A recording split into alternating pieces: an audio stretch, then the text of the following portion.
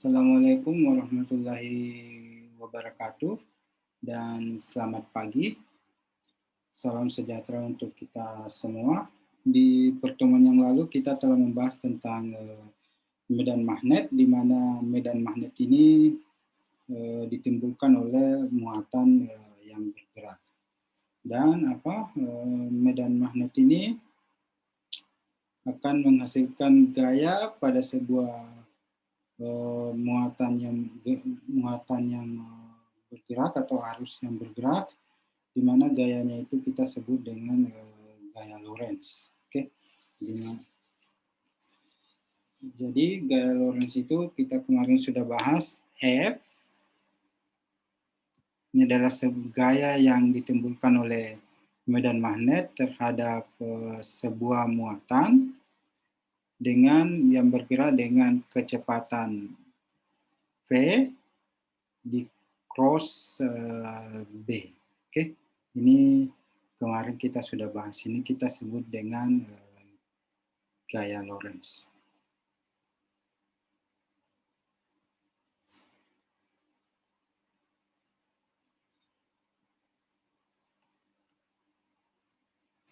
Kita sebut dengan gaya Lorentz. Nah, misal kita punya kawat berarus seperti ini, arus mengalir seperti ini. Ini arusnya I. Nah, medan magnet yang ditimbulkan oleh muatan deki di sini misalnya, ini deki, kecepatan tangensialnya seperti ini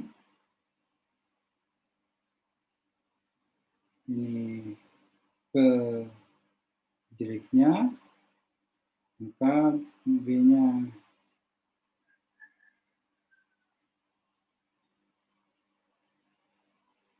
dengan B arahnya seperti ini.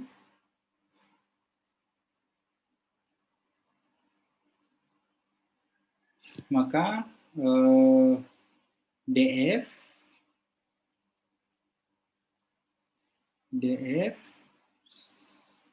sama dengan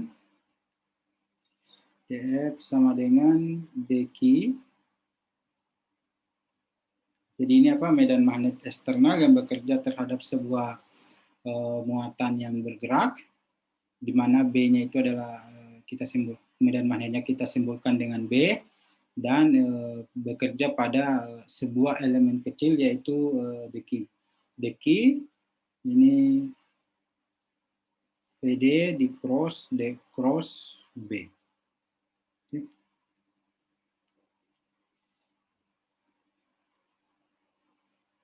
Di mana kalau kita definisikan arus,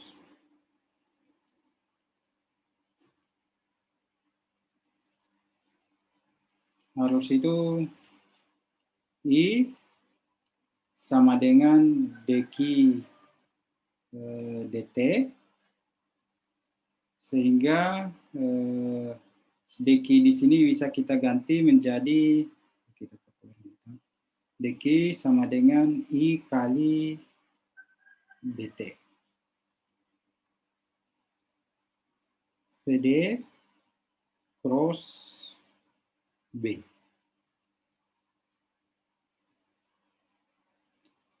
Nah, coba perhatikan yang bagian ini dt dikali dengan PD. Nah, kalau kita dt dikali dengan PD, kecepatan dikali dengan delta waktu tertentu, kecepatan dikali dengan delta T, itu adalah jarak yang ditempuh. Nah, jarak yang ditempuh di dalam kawat ini sepanjang dt, kita misalnya ini kita sebut dengan dl. Oke, jadi elemen panjang kawatnya.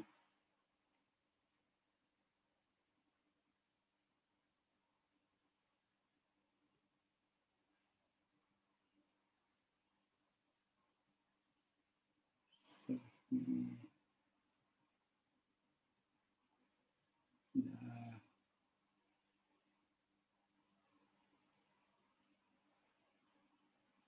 jadi apa tadi DL itu adalah elemen panjang kawatnya.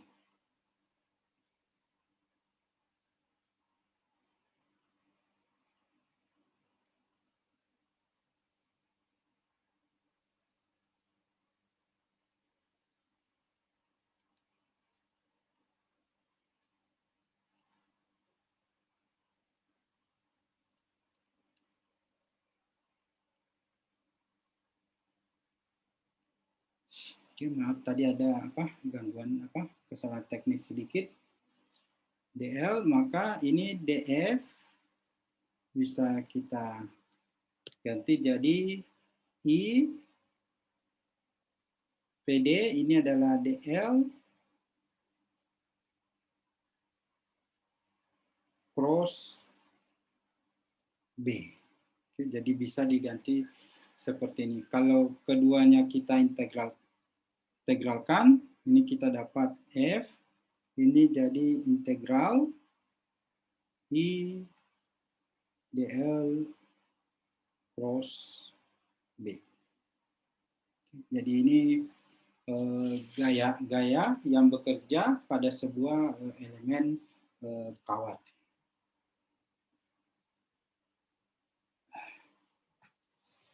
Misal kawat lurus seperti ini.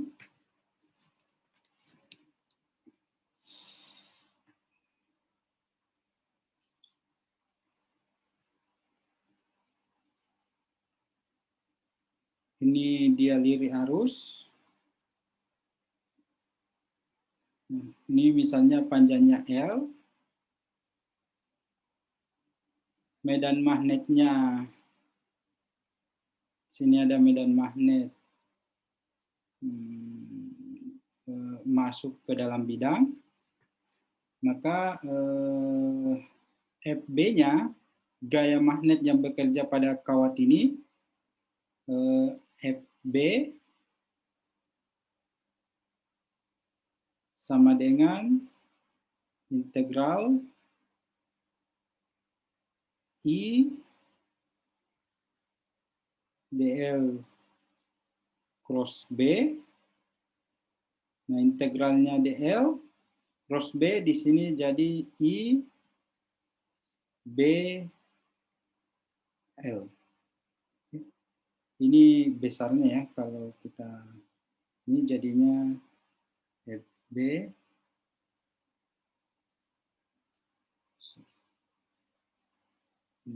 ini vektornya.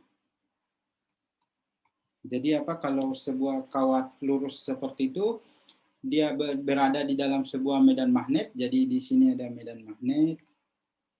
Ini B. Gaya yang bekerja pada kawat tersebut itu adalah B I L. Ini untuk kawatnya yang lurus. Sehingga kalau kita punya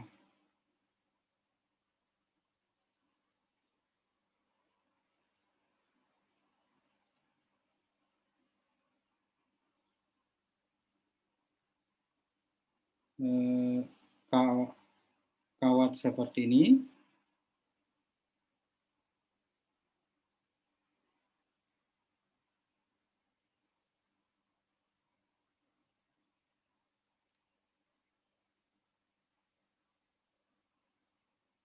ini kita aliri arus, arusnya seperti ini.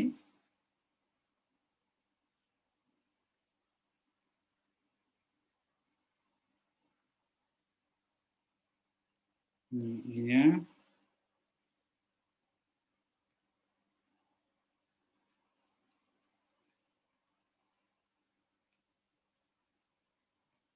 Maka kemudian medan magnetnya arahnya seperti ini.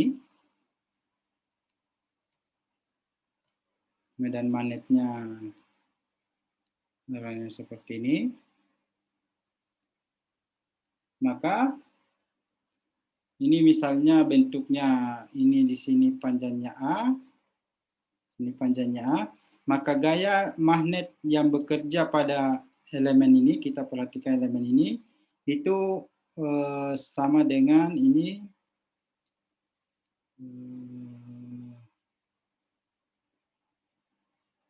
itu arahnya ke atas seperti ini.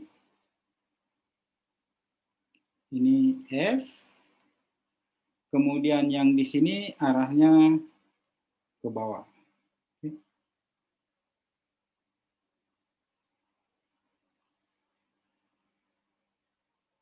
Jadi ini kenapa ke bawah, ini ke sini B, ke sana I, ini sorry di sini DL-nya, DL cross B berarti diputarnya seperti ini, maka arahnya ke atas.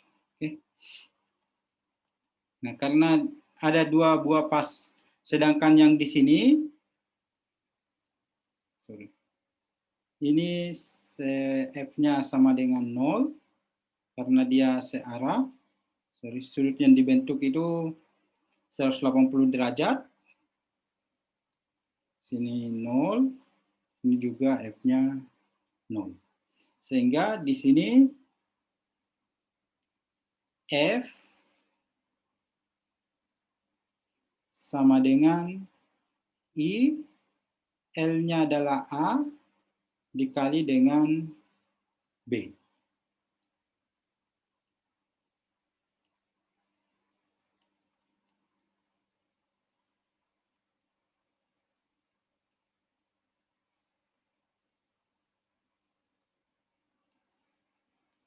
Kemudian kalau di sini misalnya panjangnya adalah B kecil, maka torsi yang dihasilkan itu F kali torsi itu R cross F,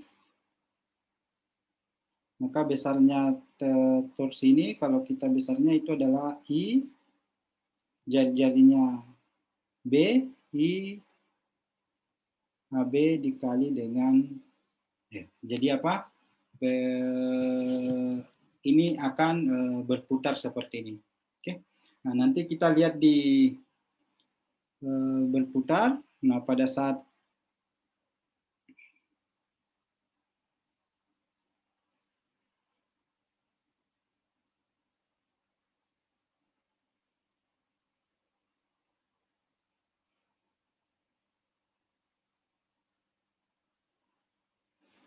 nanti kita lihat penerapan seperti ini di arus bolak-balik. Jadi kalau arusnya bolak-balik, maka gayanya di sini akan berubah dan benda ini akan kawat persegi ini akan bergerak secara melingkar. Jadi kalau misalnya seperti ini, karena ada gaya ke atas, nanti kawatnya akan seperti ini. Oke. Arah gayanya tetap ke atas. Ini arah gayanya sekarang ke sini, ini ke sana, ini ke sana. Oke. Ketika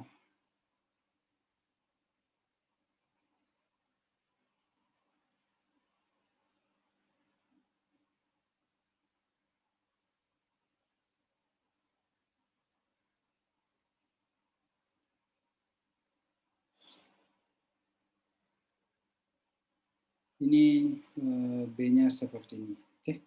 Nanti kita lihat kalau di pembahasan arus bolak-balik induksi elektromagnetik hubungannya kita akan lihat lebih jauh tentang ini. Oke. Kawat berbentuk persegi atau loop seperti ini. Oke, kita lanjutkan. Misal kita punya ini aplikasi yang lain.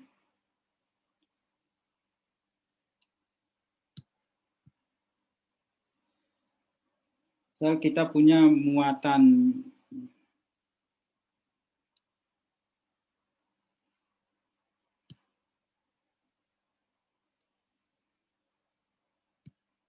Q, positif Q, ini bergerak ke sana dengan kecepatan V. Di sini ada medan magnet, ini berada di dalam medan magnet yang arahnya keluar seperti ini. Oke, jadi ini ada medan magnet keluar. Saya gambarkan dengan. Jadi di sini berada di dalam medan magnet yang arahnya keluar seperti ini.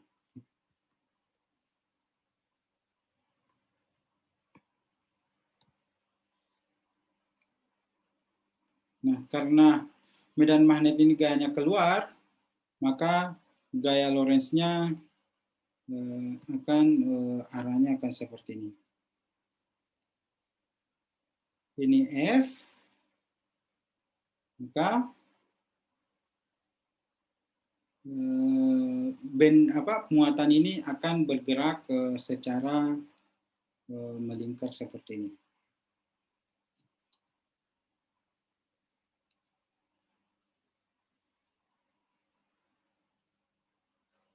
Dengan anggaplah jari-jarinya R. Oke. Jadi karena ada gaya magnet itu,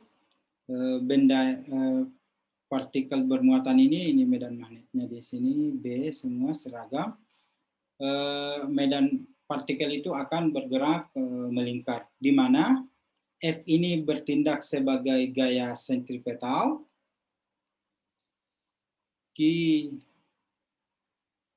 kita bicara besarnya saja, F sama dengan M V kuadrat per R, di mana F ini adalah Q P B sama dengan M P kuadrat R, di mana R sama dengan, jadi ini M V dibagi dengan Q kali B.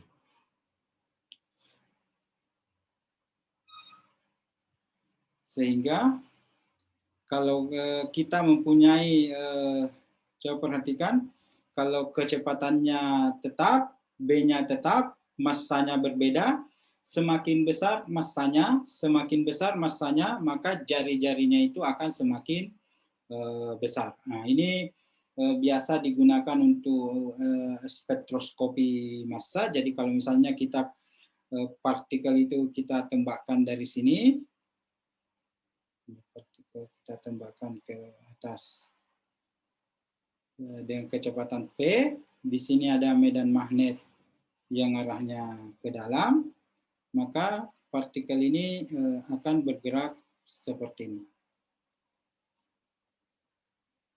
Bergerak seperti ini. Nah, kalau kita pasang di sini sebuah detektor, maka kita bisa mengukur jari-jarinya. Nah, kalau massanya berbeda, coba perhatikan, semakin besar massanya, maka semakin besar pula jari-jarinya. Jadi kalau kita punya massa yang lebih besar, kira-kira bentuk geraknya akan bergerak seperti ini. Nah, ini seperti ini digunakan untuk memisahkan uranium 235 dan 238. Nah, ini teknik seperti ini dipakai di Manhattan Project. Jadi Manhattan Project itu adalah proyek pertama membuat bom yang diledakkan di Hiroshima dan Nagasaki.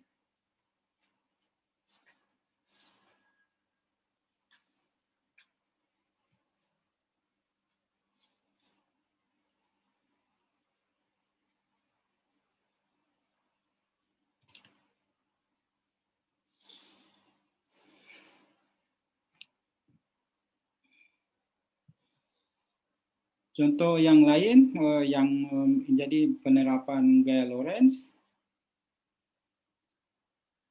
misal kita punya seperti ini,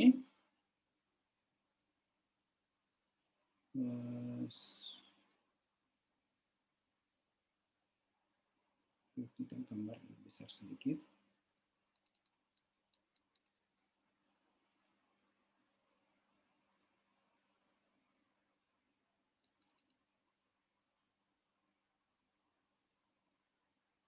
Ini perbedaan potensialnya 20 kilovolt.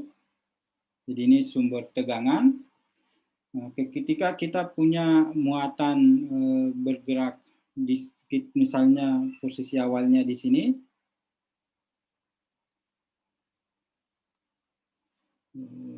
muatan ini muatan bergerak ke sana dengan kecepatan B dan kecepatan P kecil ini kilovolt. Nah, ini ini ditempatkan di dalam medan magnet. Misal medan magnetnya keluar dari bidang, ini B-nya. Jadi kalau ini tanpa atas, kalau tanpa samping kira-kira jadi seperti ini. Oke, kalau tanpa samping kira-kira seperti ini. B-nya itu ini menembus seperti ini. Oke. Sehingga partikel ini akan bergerak seperti ini.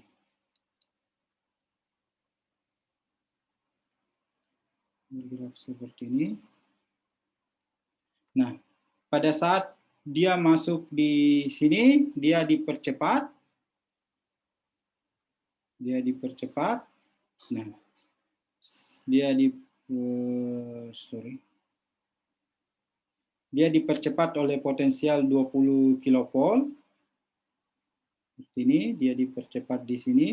Karena dia dipercepat, berarti di sini, anggaplah di sini P aksen. P aksen ini lebih besar daripada V. Jadi kecepatan di sini ini lebih besar daripada yang ada di sini.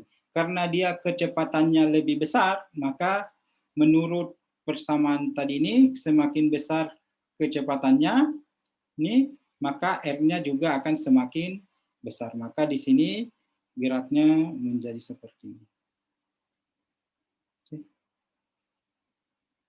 Nah, pada saat di sini ini misal di sini tadi positif, di sini negatif, di sini positif negatif. Pada saat sampai di sini di switch, ditukar, di sini jadi positif, di sini jadi negatif.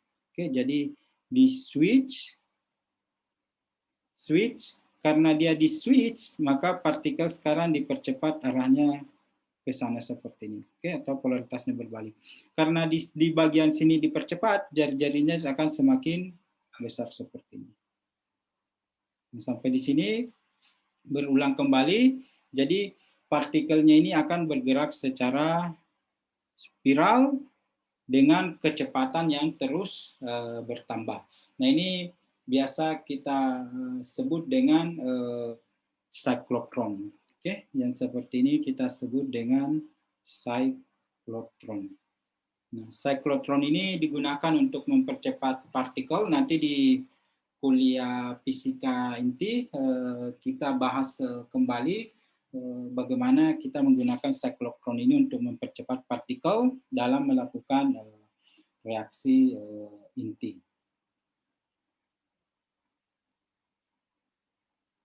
Nah, misal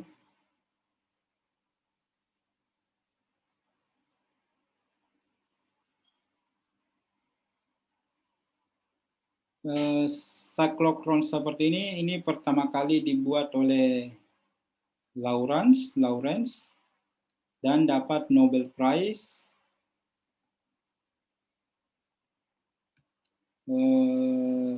di tahun 1939. Oke. Jadi ini adalah bagaimana cyclotron itu bekerja digunakan untuk mempercepat sebuah partikel.